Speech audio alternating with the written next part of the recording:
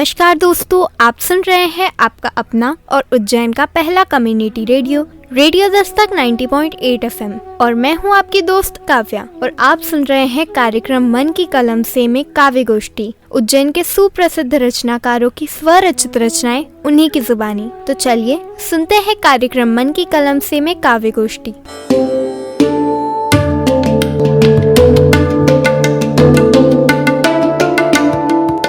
नमस्कार। उज्जैन का पहला कम्युनिटी रेडियो, हार्दिक बधाई एवं शुभकामनाएं। रेडियो दस्तक में रचना पाठ करने का मुझे सौभाग्य प्राप्त हुआ। इसके मैं रेडियो दस्तक को हार्दिक धन्यवाद देता हूं और कामना करता हूं ये श्रृंखला ऐसे ही चलती रहेगी। सुनेगा उज्जैन, बढ़ेगा उज्जैन। मैं प्रभाकर शर्मा लघु कथाकार हूँ, कवि हूँ और काफ़ी समय से लघु कथाएँ लिख रहा हूँ। आज मुझे जो सौभाग्य प्राप्त हुआ है, इसके लिए मैं अपनी पहली रचना किसान सुनाने जा रहा हूँ। हम तो महासागर की मछलियाँ हैं, छोटी छोटी धाराओं में बहते हुए महासागर में मिल गई। महासागर का स्वभाव गांव और नगर जैसा ही है। सच कहूँ तो छोटी मछली और बड़ी मछली जैसा। जैसे एक ग्रामीण का हाल नगर में आकर होता है, वैसा ही कुछ हाल महासागर में हम नन्ही मछलियों का था। हम तो यहाँ आकर उलझ गई। हमारा सरपंच कुछ कहता है और महासागर कुछ और ही चाहता है। दोनों ही हमारे उत्थान की बातें करते हैं, लेकिन हम वास्तविकता नहीं समझ पाई। हम तो भेड़ों की तरह सिर झुकाकर चलती रहीं, जैसे हमारी कोई सोच ही नहीं। जैसे गडरिया भेड़ों को जिधर हकाल देता है उधर ही वे चलती रहती हैं, ठीक वैसे ही हमारी स्थिति है। जैसे गडरिया ही भेड़ों की घास चढ़ कर जाता है और भेड़ें भूख से बिलबिलाती रह जाती हैं, यही हाल हमारा भी रहा। हमें दोनों ही शुभचिंतक लग रहे थे। सरपंच और महासागर दोनों की ही शुभचिंताएँ हमारे साथ थी, लेकिन हमारी भलाई में कौन हमारे साथ है हम नहीं समझ पाई। जैसे भेड़ें ही कभी गडरिया तो कभी भेड़ियों में रूपांतरित हो जाती हैं, ठीक वैसे ही स्थिति यहाँ भी दिखाई दे रही थी। अंततः जो दृश्य उपस्थित हुआ वह कह रहा था कि बड़ी मछली छोटी मछली को खा जाती है। हमें लगने लगा कि हम अपनों से ही चली गई हैं। हमारा सरपंच दुखी था कि हम उसके साथ न जाते हुए महासागर में क्यों विलीन हो गई। हम दुखी थी कि हम सरपंच के साथ क्यों नहीं गई, जबकि महासागर की बड़ी मछलियां हमें लीलकर बहुत खुश थीं। धन्यवाद।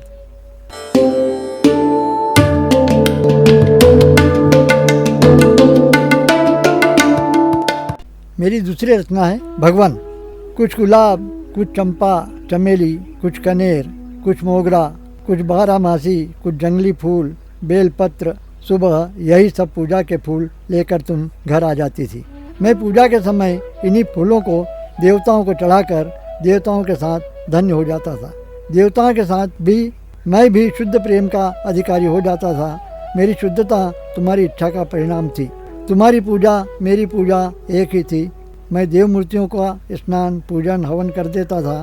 तुम पाठ जाप भजन करती रहती थी। यही हमारा जीवन क्रम था। अब जबकि तुम नहीं हो तो स्वाभाविक ही है कि तुम्हारे लाए फूल पत्र आदि भी नहीं है। तुम्हारी प्रकृति से ही पूजा सफल होती थी, लेकिन तुम्हारे अभाव में तुम्हारी फूल वाटिका का अभाव हो गया है। अर्थात तुम्हारी और तुम्हारी वाटिका के अभाव में मेरी पूजा भी अभावग्रस्त हो गई है। लेकिन सच यह भी है कि पूजा के समय तुम भी अपनी वाटिका के साथ आती हो। इस समय आने वाली फूलों की गंध इसकी साक्षी हैं। इससे अधिक और क्या कहूँ कि यह समय देवताओं के स्मरण के साथ तुम्हारी स्मृति का भी होता है। धन्यवाद।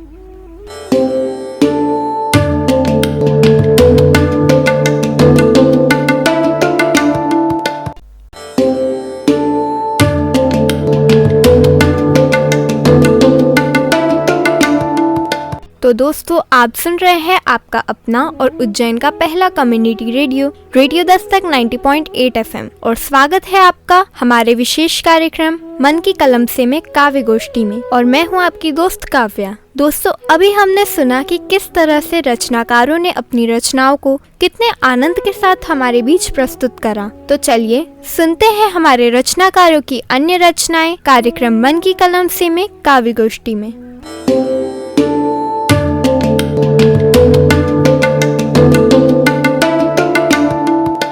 अगली लघु कथा है पिता। राहुल के पिता शांत हुए तो वे एक मकान छोड़ गए। राहुल प्रथम श्रेणी में पास हुआ तो उसकी अच्छी नौकरी लग गई। लगे हाथ शादी भी हो गई। पत्नी की भी नौकरी थी। एक के बाद एक 2 लड़के भी हो गए। सभी ठीक चल रहा था। अचानक पत्नी का देहावसान हो गया। पत्नी भी एक मकान और 2 बेटे छोड़ गई। एक बेटे को माँ की जगह अनुकंपा नियुक्ति भी मिल गई। मृतक पत्नी की पेंशन पिता बड़े बेटे को देने लगे। अब तक राहुल की माँ का भी देहावसान हो गया।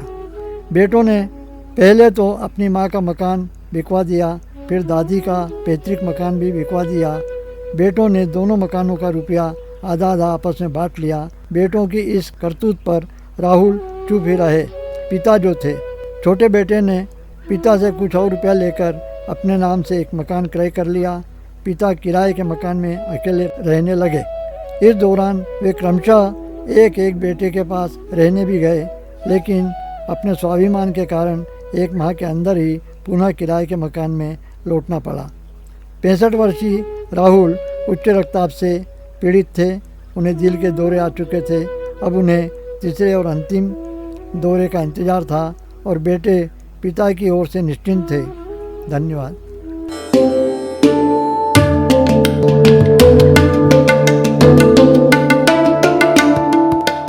दोस्तों, आज हमारे रचनाकारों ने अपनी रचनाओं के माध्यम से मुझे बहुत प्रभावित किया और मैं आशा करती हूँ कि रेडियो दस्तक के सभी श्रोताओं को इन रचनाओं को सुनकर बहुत आनंद आया होगा। अगर आपके मन में इस कार्यक्रम को लेकर कोई भी विचार या सुझाव हो या आप भी अपनी रचनाएं हमारे साथ साझा करना चाहते हैं तो आप हमें भेज सकते हैं रेडियो दस्तक के व्हाट्सएप नंबर 9406894068 पर। और साथ ही में आप जुड़ सकते हैं रेडियो दस्तक के social media accounts Facebook, Instagram, Twitter, share chat और यूट्यूब पर। तो दोस्तों, आपकी दोस्त काव्या को दीजिए इजाजत आपसे विदा लेने की, लेकिन हम फिर मिलेंगे कार्यक्रम मन की कलम से में काव्य गोष्ठी की अन्य कड़ियों में। तब तक के लिए सुनते रहिए आपका अपना और उज्जैन का पहला community radio, radio Dastak 90.8 FM। सुनेगा उज्जैन, बढ़ेगा उज्जैन।